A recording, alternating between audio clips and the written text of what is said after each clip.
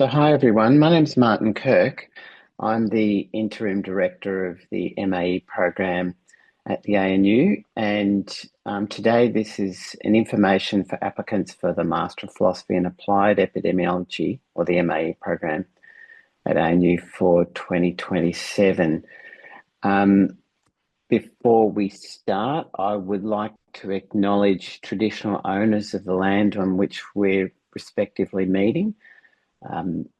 I'm currently up in Newcastle, and it's the land of the Awabakal and Warrami peoples, and I acknowledge their traditional custodianship of the land and the waters in this area, and pay respects to elders past and present. We extend that to traditional owners of the lands where you're meeting from today, and if there's any Aboriginal people on, or Torres Strait Islander people on the call as well, we extend our acknowledgement to them. So today, this session will run for about 20-30 minutes, and then at the end there's an opportunity for people to ask questions. But I think, firstly, just to say a huge welcome. We run these sessions each year for people interested in applying for the MAE program, which is the Australian Field Epidemiology Training Program. And it's an opportunity for us to say hello to people and for them to ask questions about the program, because it is quite different from many other university-based programs. It is a workplace-based learning program, and it is very different from many other programs. But before I start, we've got a few staff online, some of whom will speak. Maybe if I can get them to introduce themselves one by one, and I think probably Dawood, can you turn your camera on and say hello? Hi Martin, hi everyone. I'm Dawood from RZ. I'm also part of the MAE team and I will be talking to you after Martin. Thanks. Yeah, great.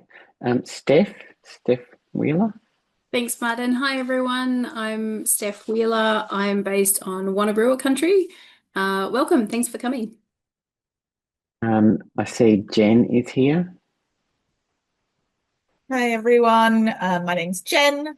I'm part of the Pacific Plus program at ANU and the MAE team, and I am based on Bundjalung country in northern New South Wales. Right. And Laura?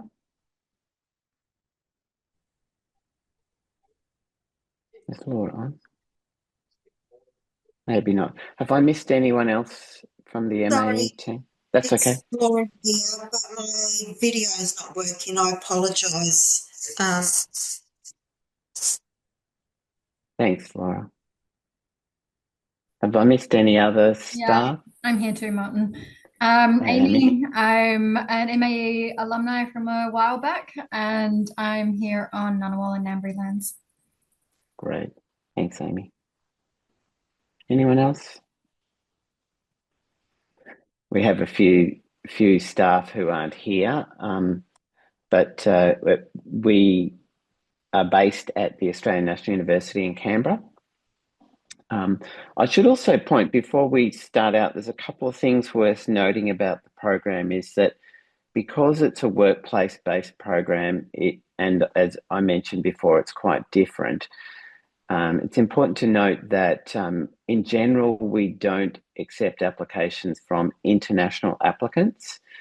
The exception is the PACI-VIP Plus program, which is, as Jen mentioned, she's from, which is a Department of Foreign Affairs and Trade funded program aimed at strengthening capacity building within the Pacific Island countries and territories, and also some specific Asian countries.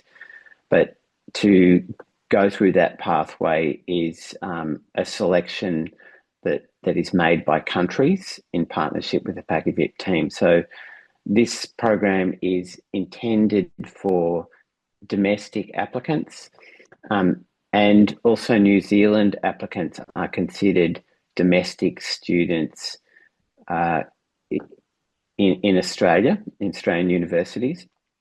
That said, there are some federal institutions that host MAE scholars do require people to be Australian citizens, so that would preclude New Zealand citizens. So just to get that out of the way right up front, so if people are thinking about it and you're an international applicant, it's not really going to be a program that will be appropriate for you to apply to. So let's get started. What is the MAE? This is an MAE scholar on a field investigation some years ago. This is Kushla Coffey, who was based in Queensland. What is interesting, though, is this is the way the MAE program started. It was all about teaching people how to do public health surveillance and investigate outbreaks and conduct epidemiological studies in a health department setting. It has changed over the years, and we've seen this around the world. There's over 70 or 80 programs around the world in different countries. They're often run out of government institutions instead of universities, but they started out doing field investigations, and more it's become data-based. So people might end up spending a lot of their time in the office actually analysing data sets and interviewing people without leaving the building, but sometimes people do. So the MAE program is the Australian Field Epidemiology Training Program. We've been running it at the ANU since 1991, and it's modelled on the US Centers for Disease Control and Prevention's Epidemic Intelligence Service Officer Training Program, which is a 2-year in-service program in the US, states and territories and CDC. So in Australia, this program runs for 22 months, and MAE scholars are hosted by health departments or national centres of communicable disease control in Australia. So what is applied epidemiology? You might hear other terms. It might be called shoe leather epidemiology or intervention epidemiology or field epidemiology.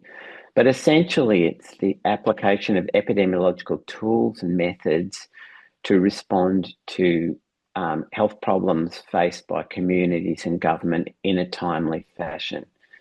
And the reason it was called shoe leather epidemiology is because in the days of the early programs in the 1950s and 60s, people used to wear out the leather in their shoes when they would go from door to door interviewing people and collecting specimens.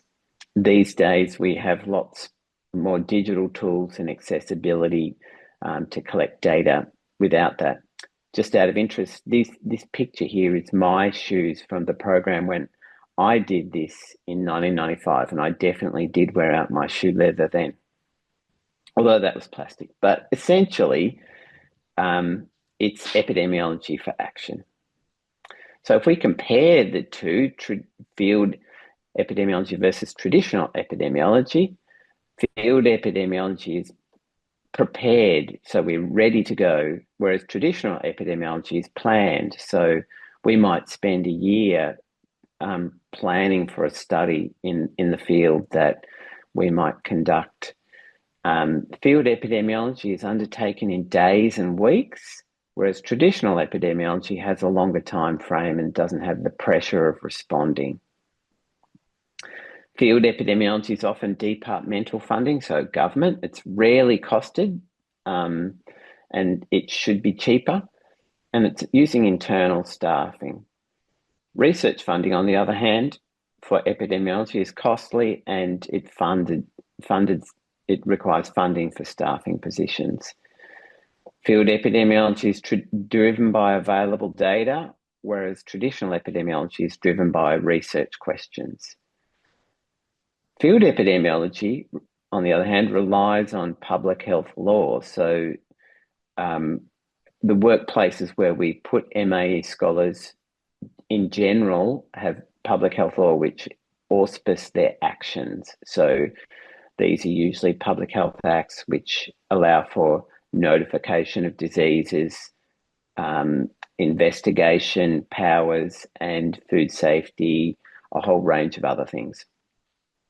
Traditional epidemiology requires ethical review to make sure that it's appropriate. And it's an imperative to act and prevent for field epidemiology as opposed to traditional epidemiology, which aims to inform and generate knowledge. So essentially, field epidemiology or applied epidemiology needs to be quick and clean. There's an imperative to investigate and rapidly resolve outbreaks so that we can prevent further cases. If we're in there quickly, we can have improved recall of exposure. One of the big problems with epidemiology is having people being able to recall their exposures that might be related to the disease in question, and acting quickly enables this. There might be a limited window of opportunity. So sometimes if we've got a cruise ship that's left, and if we don't get in there quickly and administer a questionnaire, then the cruise ship will move on to the next port. In terms of being clean about the investigation, it's important to note that we're not saying quick and dirty. We're saying quick and clean because we need to be able to convince government, industry, and the public of our findings. And sometimes our public health investigations can get it wrong. One example was in 1996 in the US, where the Centers for Disease Control had an outbreak of a rare protozoan agent that causes gastroenteritis, Cyclospora cayetanensis, and they had these outbreaks, and they knew that people were eating fruit salads, and they couldn't quite work it out, and they implicated US strawberries, when in fact, when the outbreaks continued, they found out they were from Guatemalan raspberries. So these foods were eaten together, hence confounding, and it can sometimes be very damaging to public health to get it wrong. And the social and economic costs can be significant if we don't get it right. We often find that epidemiological findings are used in court, both in civil and on occasionally in criminal proceedings. Importantly, good investigations influence policy. And so that's the aim here, is a lot of our work, we want to be able to develop policy and procedures that actually will prevent future disease.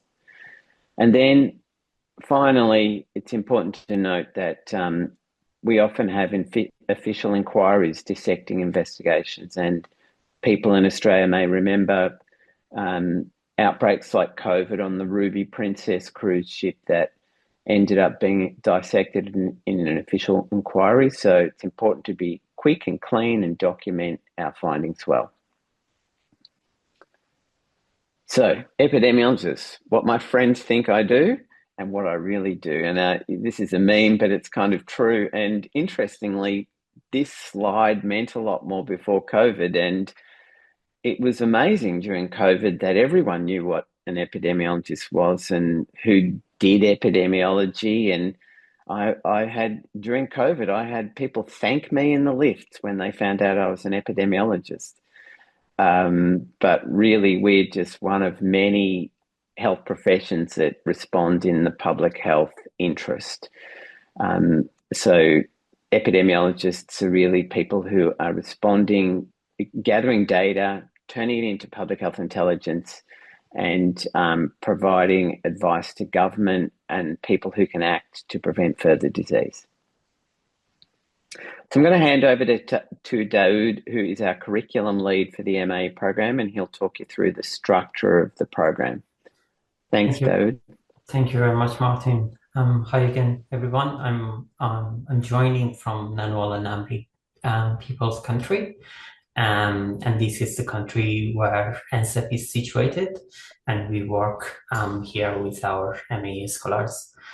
So MAE program is 22-month program.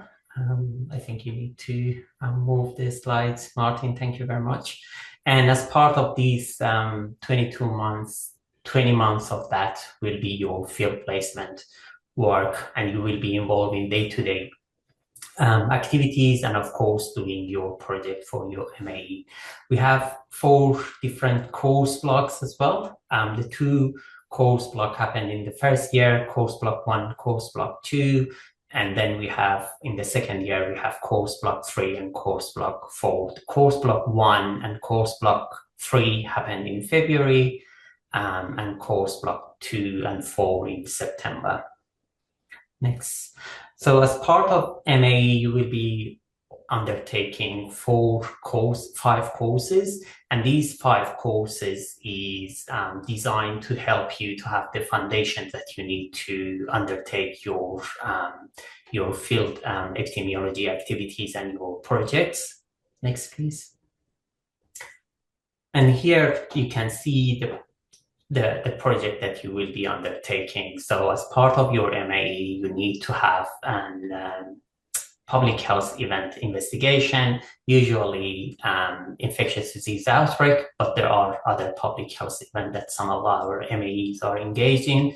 You also will be undertaking a project to implement or evaluate a public health surveillance system. You also will be doing a project on analyzing public health data sets, and of course, an epidemiological study design. Next, please. So MAE curriculum is designed to help you to have some main and some major and some minor or other competencies, and that's part of your course that you will be undertaking and the project that you will be doing during your MAE. So there are 4 main or major competency: establishing or evaluating a surveillance system, investigating an acute public health event, analyzing public health data set, and an epidemiological study design. And as part of the other sort of competency, you will be doing oral presentation in national or international conference. You will be writing to lay audience, usually part of your related to one of your projects. You will be also doing a literature review. This is not a systematic literature review. It's just some sort of engagement with the literature and understanding and evaluating their findings. You also need to have a late draft of a manuscript that is ready for submission for peer review publication. And of course, you will be involved in teaching field epidemiology during the 2 years. Next, please. So, can you go back, Martin? Sorry. Yeah, sure. So, some students undertake 4 and some 3 projects. That depend on the placements and if those projects can satisfy the requirement for the major competencies. And all these will be included in a bond volume or thesis, as we call at university. And that thesis will be examined by 2 external examiners. And you will be sitting in an oral viva to present your study, and of course, having question and answer with your examiners. Next, please. So some example of placements that we usually have, as you can see, we have Australian Centre for Disease Control, which is our national sort of placement, and we have pretty much in all state and territories.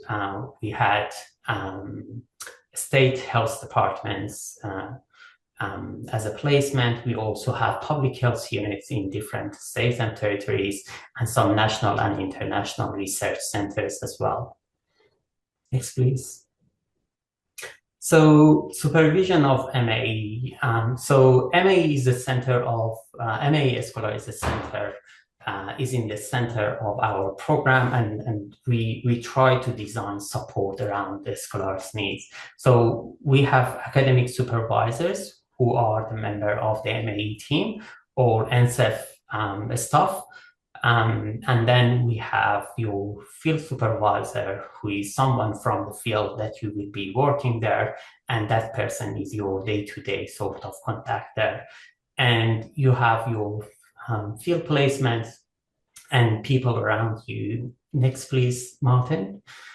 So you have your field co-supervisors. There may be some project that you have a specific project supervisors, and there will be some field peer mentor as well. Usually, if there is previous MAs or second year MAs in their placements, that's usually very beneficial for new MAs. And of course, your cohort will be a resource for you as well to use and have support. Next, please.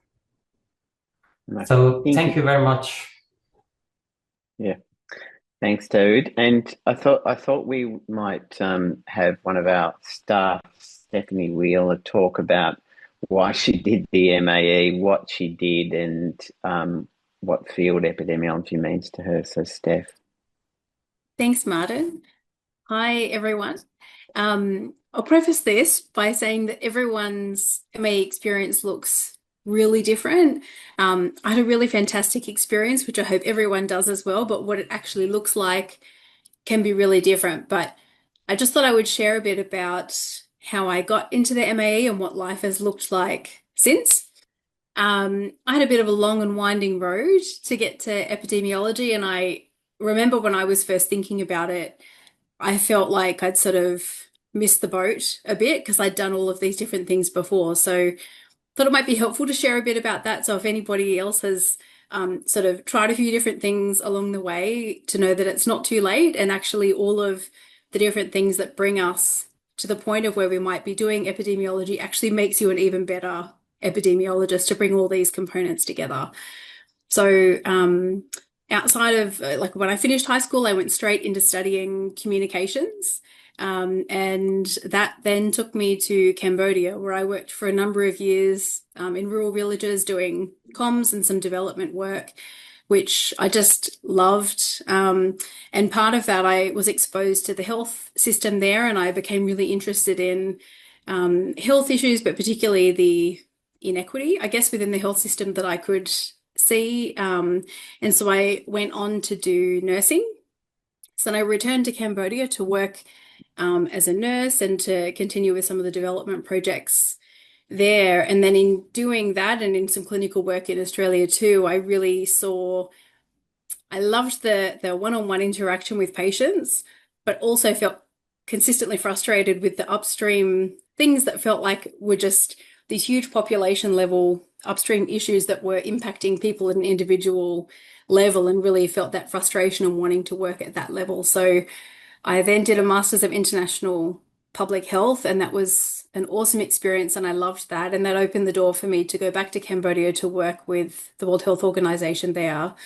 And I was there for a number of years, working in pandemic preparedness and outbreak response, some natural disaster preparedness, risk assessment, surveillance, all of these things. And I just loved it so much. And it was there that I met my now colleague, Amy, who you met earlier on the call. She was working there as well. And she's like, have you thought about doing the MAE? And I'd never heard of it. And so, yeah, I started to learn a bit about the specifics in that role of specifically training and field epidemiology methods, and what I guess, how that would improve my practice, and the way that FETP qualifications are viewed so favorably globally, particularly in the area that I was interested in working in. So I applied for MAE and I was accepted into the 2019 cohort, and I was placed in a public health unit, which I loved because it was that really great mix of getting all of the exposure to the data and the decision making, but also being at community meetings and doing face-to-face outbreak responses, doing investigations in hospitals, things like this. So I really loved that. My projects were all based in Solomon Islands and Papua New Guinea. And so I got to really bring in my experience and my interest in really centering equity in my work. And so I was doing some participatory epidemiology in Solomons for some malaria work there, and evaluating the Papua New Guinea Field Epidemiology Training Program, and teaching on the advanced program there as well. So once I finished, and COVID, so COVID, I was in the 2019 MAE cohort. and we were waiting for just the perfect outbreak for my thesis. And then there was just little rumblings of something in January 2020. And so I was on the phones in the very first days of January 2020 at the public health unit. And we thought, oh, maybe this can be my outbreak for my thesis. And then I spent so February and March, I was seconded to the Western Pacific Regional Office for WHO in Manila, working as an epidemiologist on the early COVID response then. And that became my outbreak, was the rest of what we now know to be this huge life-changing experience, really. And what an incredible experience to practice these skills, for people to understand and value the importance of epidemiologists. It might be why a lot of you are tuning in today. I don't know. And so, yeah, fantastic experience for me, challenging as it was.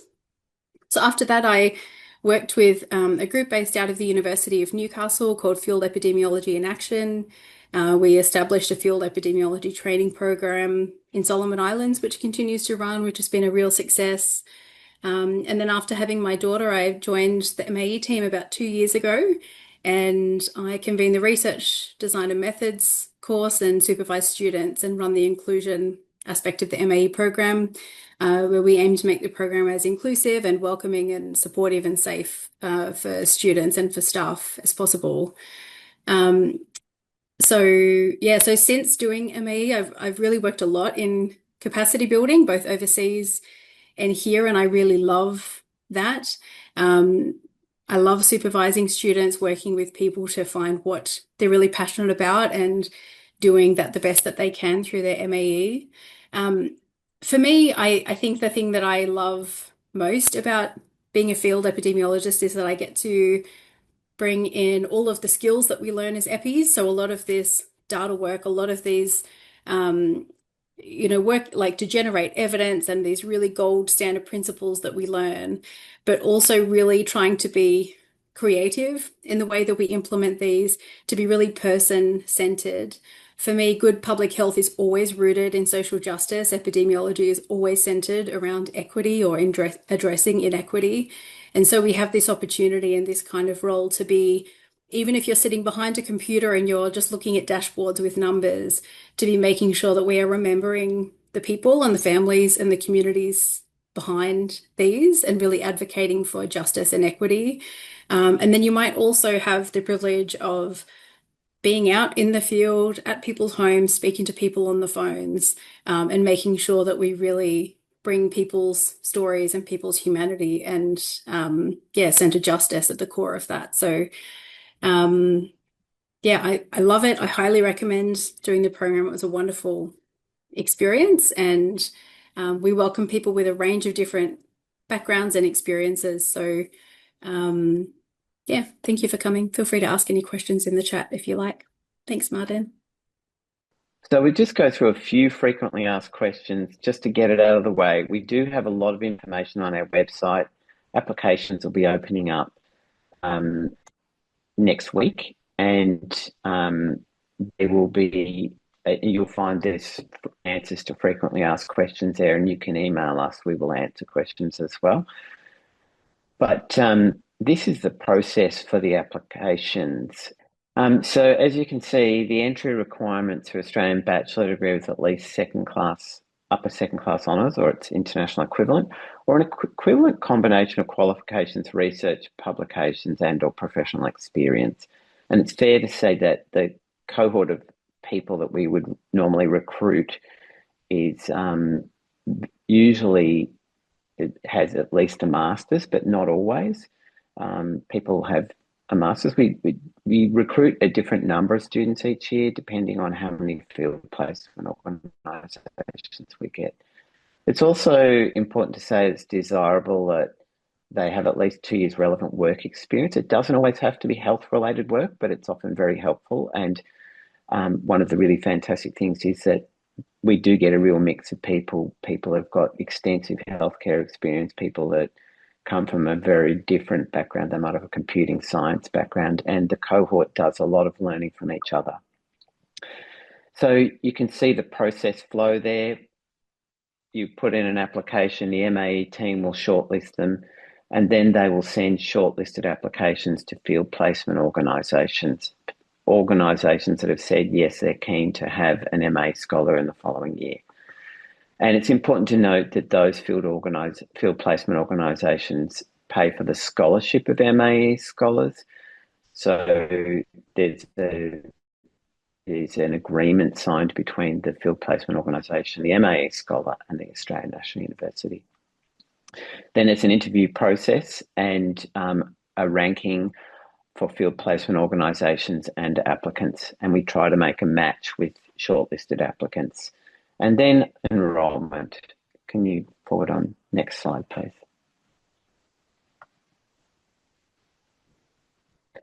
So key dates, applications are opening 22nd of May, and there will be a portal open that people can find further information and submit applications. The applications close in a month's time, in 2 months' time, 22nd of July. And there's a requirement to put in a CV, academic transcripts, and some supplementary questions essentially showing the person's aptitude for public health work. We ask for referees to send their reports directly to the ANU, and that should be done by 28th of July. And it's very important to have good quality referees. We put a lot of stock in those. We conduct interviews in late August, and then there's the outcomes of the applications are known in October, and the expectation is students would start in field placement organisations for the first couple of weeks in 1st of February 2027, and then they will come to Canberra for course block, for a 2-week course block. Next. You can see here the scholarship conditions, and there is a condition of awards which is available on the internet. You can see that it's a very generous scholarship. It's really meant to reflect the salary that a trainee epidemiologist would get. It was originally designed to attract 2nd or 3rd year medical registrars. I'm not sure it does that anymore, but that's what it was originally intended to be reflecting. There is some reimbursement for relocation and also for attending a conference during the MAE to meet competencies. Next. So as Daoud has already said, what you'd learn is those 5 courses. But also, I think the important thing is that most of the learning occurs in the field placement organisation and from the cohort of people you are doing the MAE with. I still talk very regularly with people from my cohort, which went through in 1995. So learning by doing. The work is where we learn and we apply the skills we've been taught in the outbreak, in the courses. So field placements and field projects. Next, thanks, Steph. So there's plenty of things you won't learn, but some people come in thinking they're going to learn advanced epidemiological or biostatistical methods, and it's not really what we're actually about. We do teach people how to use statistical packages like R, and generally there is a community of practice around that will develop amongst MAE scholars, but it's not about advanced stats or advanced epidemiology. It's about application of those skills. Next.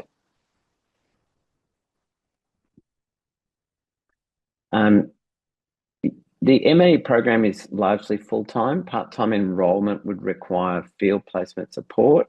And I think if there was any intention for that, you'd need to discuss with the MAE team, because most people do the MAE program full-time. It's an immersive experience, and that's the way we've set it up. Next, thanks, Steph.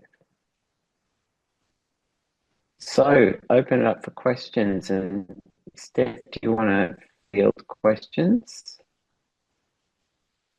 Yes, so we've had a couple in the chat here. So John asked, can someone with a PhD apply for this program? So Well, the yes, answer is definitely absolutely. yes. There, yeah. And in the US, really, the EIS program, they would have the requirement of entry is a PhD or an MD or a DVM degree. And we've had many PhD graduates do the program.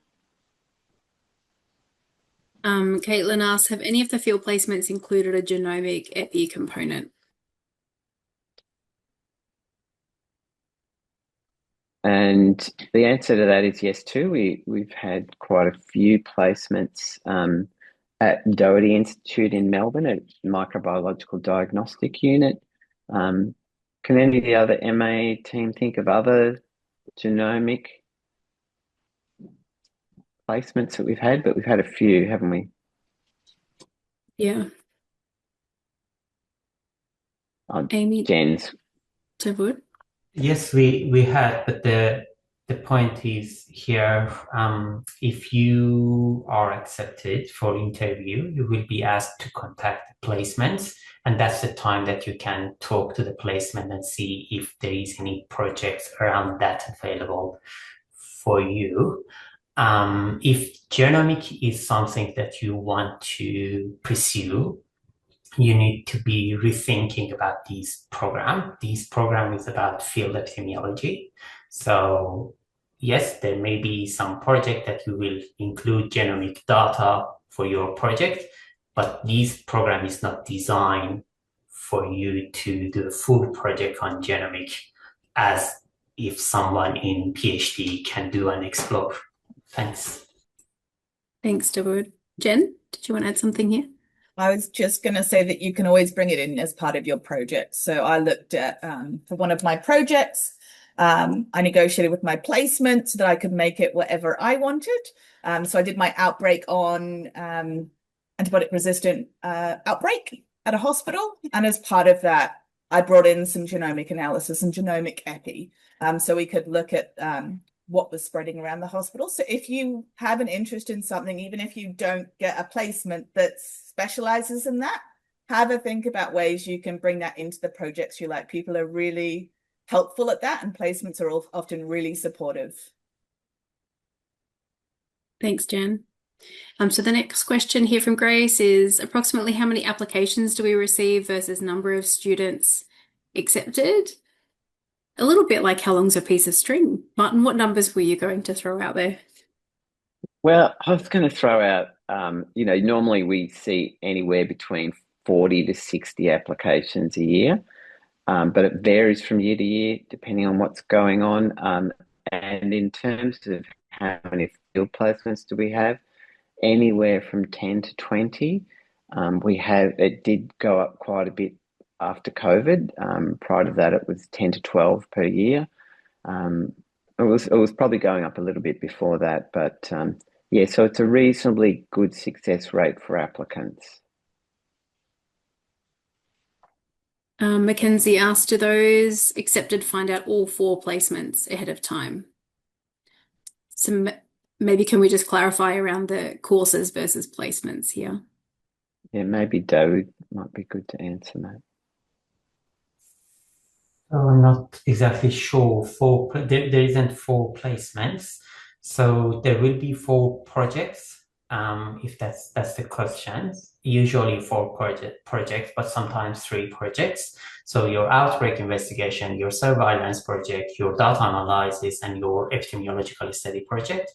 Usually some of them are already thought about by your placements before you go there.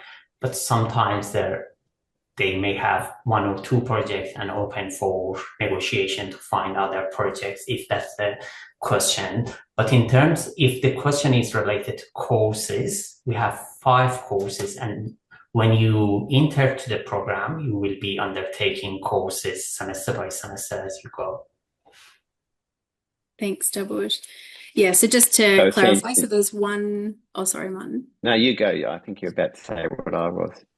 So there's a certain number of field placements every year, and so this does explain sort of that previous question too around how many are accepted. So there'll be a certain number of field placements for each cohort, and you're in that one field placement from the beginning, so from the beginning of February until the end of your candidature, which is 22 months in total.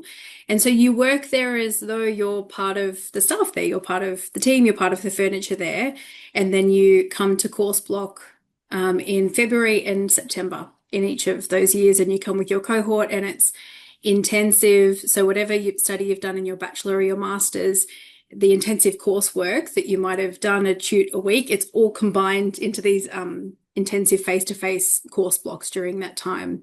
So there's the 5 courses that David is talking about over those 4 course blocks, and the rest of the time you are based at your field placement. So hopefully that clarifies that one. Yeah, thank you. Yeah, So no worries. my understanding now is that you're at one organisation essentially the whole time, but you have multiple projects while you're at that one placement. Got it. Cool. Thank you. Yeah, no, thank you for asking. Thank you. Grace is asking, is it a requirement to be open to placements interstate? Do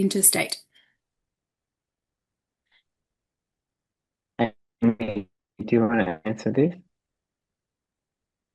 Was that me? I couldn't hear you throwing over to, but I'm happy to. It's not a requirement at all. So what will happen with the application is we ask if you're prepared to move interstate. So we don't know where all the field placements will be for this next cohort, but generally there's placements all over the country. And essentially, if you're prepared to move interstate, you open up your opportunities to be accepted into the program and to get a particular placement. If you aren't prepared to move, which we understand, of course, because people have different, family obligations and whatever, it may potentially limit the options of what you can apply for. Different states or territories may have more than one placement, so there could be different options that are available there. There is at least one placement currently that is offering some remote placements as well. But essentially, being prepared to move interstate does open up more opportunities, and there is up to $3,000 in relocation allowance available to support that as well. The next question is it accepted candidates for Doctor of Veterinary Medicine for a bachelor's certified from a Vietnam university? So first of all, we love vets. Vet EPIs are fantastic. Martin and or Laura, about the international degrees? I think they're absolutely fine. At the end of the day, what people have to remember is that the selection process is partly university, but also very much field placement as well. So they've got to see someone that's potentially a good fit for their organisation. And we have to see someone that has potential to finish the program well. So we're very used to having people that have done degrees from overseas. But as I said at the beginning, we do require people to be permanent residents. And with the exception of the PACI-VIT program.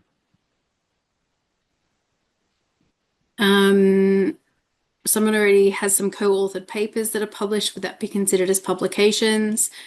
David, you include that in your application that you've done some papers already as evidence of some of your work experience, but I think this might be in regard to the MAE competencies, which is part of your training as you produce an advanced draft that would be submitted for publication later.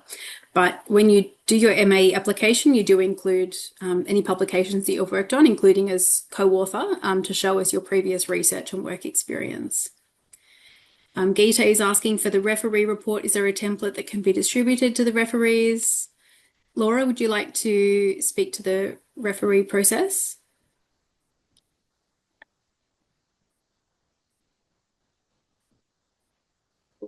I can answer this. So yes, there is a template that will be sent to your referees, and they will send that report to the ANU. Thanks. Thanks, David. Samuel is asking, have previous scholars been able to merge other disciplines in their project, for example, health economics or program evaluations? So one of the competencies for the program is it technically sits under surveillance, and it can be a surveillance evaluation, We also can do program evaluations under that. So I did a program evaluation for my competency there. There's a health economics component in course block 4, I think it is, Stepwood 3 or 4. It depends on your placement, the different disciplines that get to be involved. So some placements will have more of a One Health focus. You might be able to bring in some environmental health focus. It depends on the kind of work that placement is doing. Any of these kind of backgrounds that you have would only be considered a strength to have these different backgrounds. And again, as Deborah said before, when you call placements ahead of being interviewed for the program, if you go to interview, is you would want to speak to them about the kinds of projects that they could have on offer and the kind of interest that you have. So if there's something in particular that you really want, you could flag that early, and also recognize that you may not be able to do everything that you would exactly want to do in the MAE, but you can pick particular skills. So you may not be able to do the exact thing that you want, but perhaps there's a particular skill within that you want to learn, like around data linkage or qualitative research skills or something. And so you may be able to have a topic that they have in mind and particularly ask if you could do some work that lets you learn and practice those skills, even if it's not exactly what you're after. Andy is asking, can animal health professionals take this program? Yes. Martin, Yes. would you like to? Yep. Yeah, we've had veterinarians, and originally the first cohort was, I think, something like 6 doctors and 1 vet. So we've had vets throughout, and animal health professionals are really fantastic, as you mentioned before. Andre is asking if the MAE is compatible with medical doctors doing public health physician training. Yes, people have done it. It's a lot of work. It's very challenging. I think they can be run together. Martin, do you want to respond to this? Yeah, so it's pretty common. We regularly have people on public health physician training program doing the program. So they would normally get at least 1 year credited for their time on the MAE. And there's lots of suitable placements like, say, NT, Centre for Disease Control, and NT Health, or Hunter New England Public Health Unit. So most of the field placement organisations have public health physicians who can supervise there.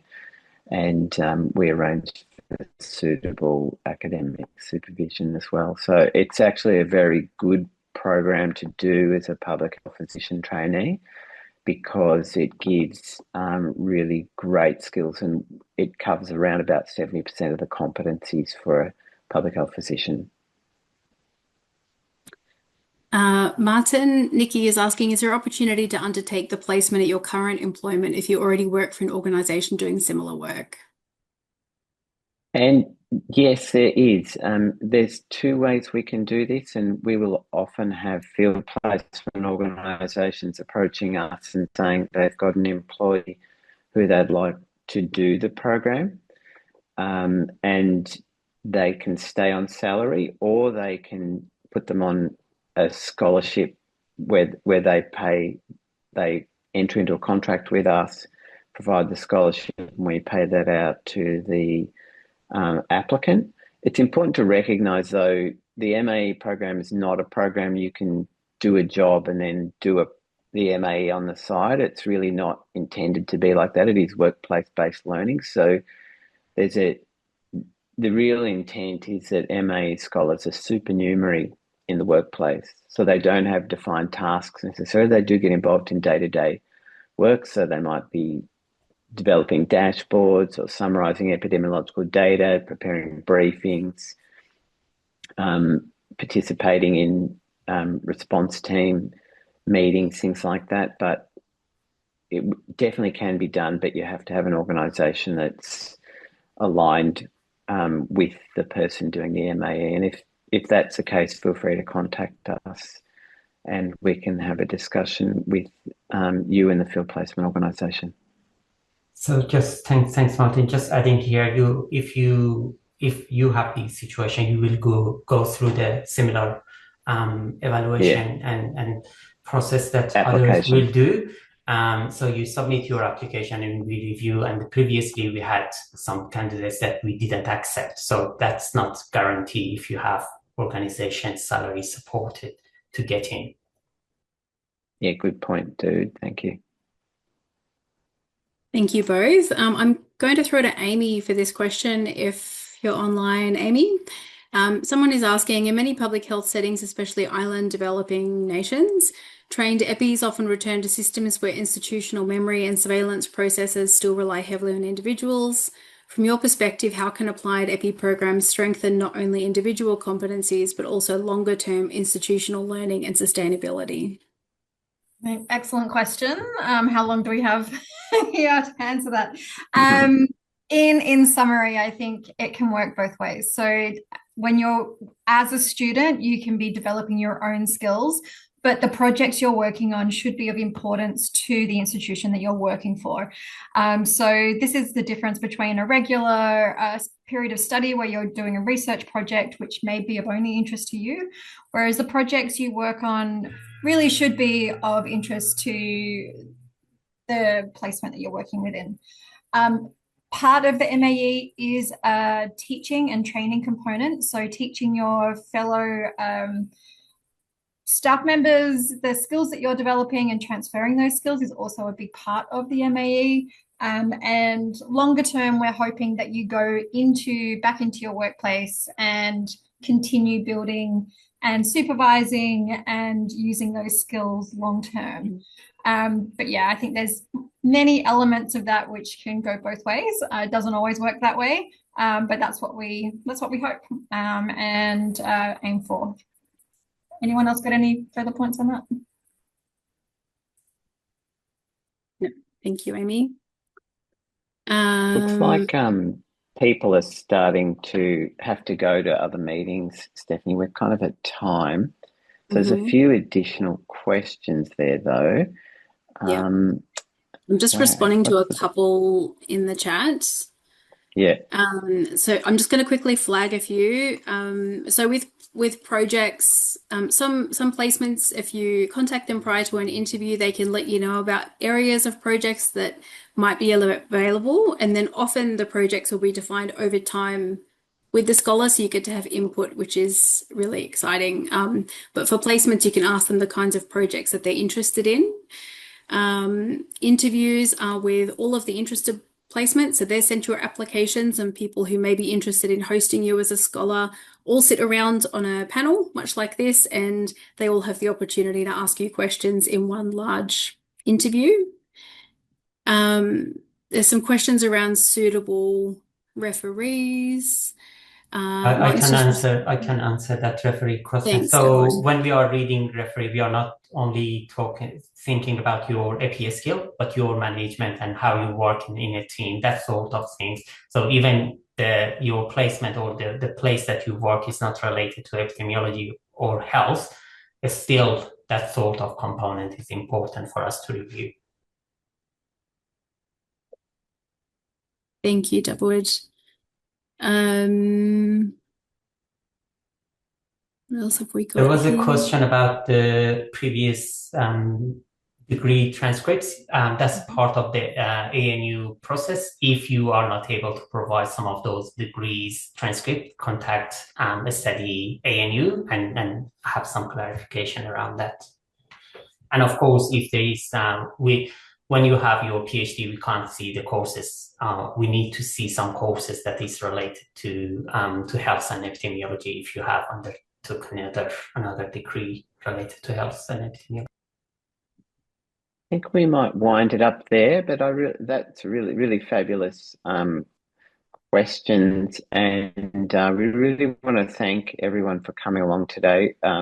We are really excited to welcome a 2027 cohort. We currently have 19 scholars in our 2026 cohort, and they're doing really interesting things, and another I think 17 or 18 in our 2025 cohort. So We really want to thank you for joining us today, and we look forward to seeing your applications. Feel free to contact us.